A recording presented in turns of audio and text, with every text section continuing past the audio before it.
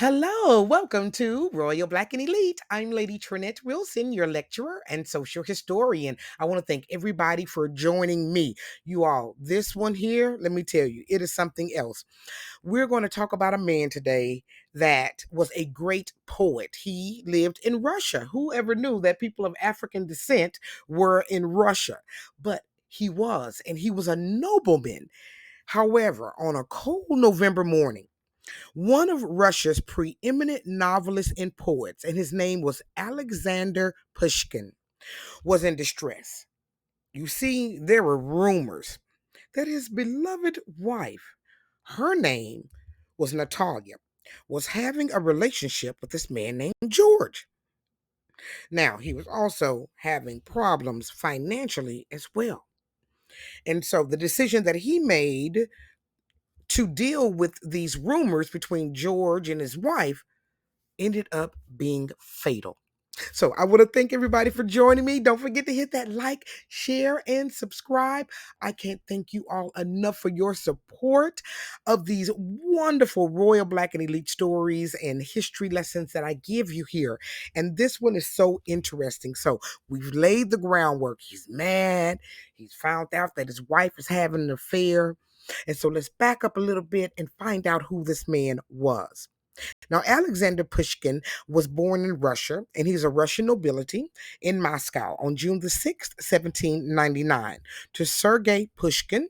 And his paternal grandfather was actually Abraham Petrovich Ganable, and he was a nobleman within the Russian court who was of African descent as well.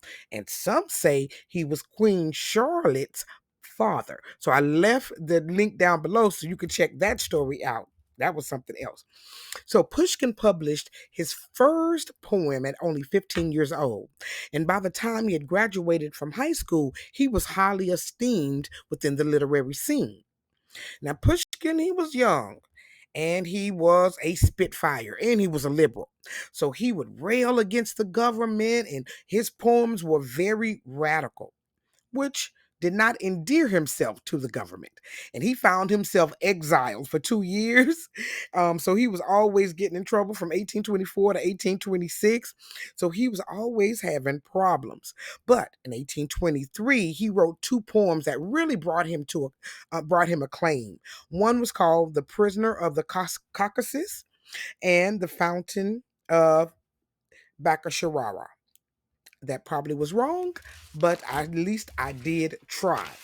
After all, this is Russian. And you know the thing about it, he spoke Russian, but he didn't speak Russian until he was a little older. He grew up speaking French because French women would be the one who was taking care of him. And so it reminds me of this story my daughter was telling me. The lady she works with, my daughter's a school teacher, she speaks nothing but Chinese. And so she's trying to learn English, but here the kids going home speaking Chinese, and the parents think the kids can't speak. They're like, what language is this? They don't know what's going on. So this is really funny that he would be speaking French, but he was growing up in a Russian home. So he learned how to speak Russian. Now, in 1828, Pushkin met Natalia Garnikova, and she was only 16 years old at the time, and he was 29. Now, I don't know what the rules are about marriage. Like I said, this was way back in the 1800s, so perhaps, that was okay back then. You know what? In fact, it was. I mean, if you look at almost all the stories, most of the men were older and the girls were younger.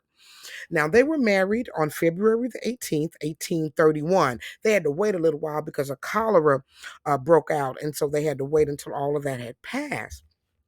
And they immediately became a part of the court society. Now, Natalia had to make sure that if she married Pushkin, that the government wouldn't continue to stay on him and try to hurt him and take his money, because she was about that money. And so they said no, they would leave him alone as long as he would stop writing, things against them. So he said he would, and he was not allowed to travel. So Pushkin was a young guy, in his early 20s and mid 20s. And, he probably had still a lot to say. But he began to run into some financial problems. And most distressingly, there began to be rumors that his wife was having an affair with this man named George. Now, Pushkin, who was extremely jealous, was not going to stand for this. His wife pleaded with him and said, I'm not doing nothing. I'm not having no affair. But the rumors were hot and, kind of seemed to be true. They were seen together a couple of times, allegedly, and his wife was known to be very flirtatious, um, according to reports. So there were some things going on. He couldn't stand the fact that she was flirtatious. He couldn't stand the fact that she would spend all of his money, and he was a jealous man.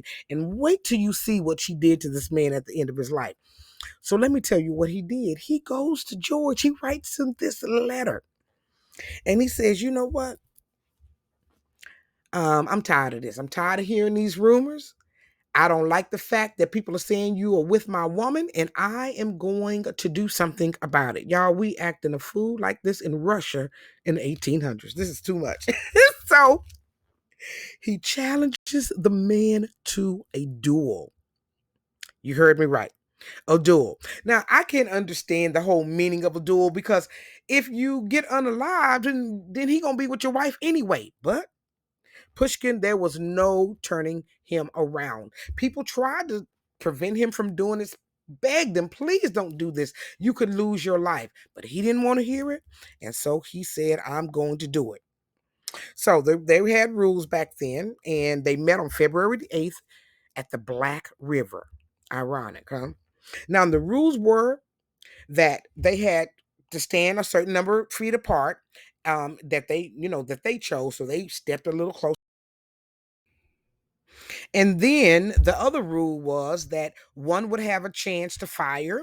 And if they missed or, whatever, the person was still, alive, then the other person could fire back. So they both had a chance to fire.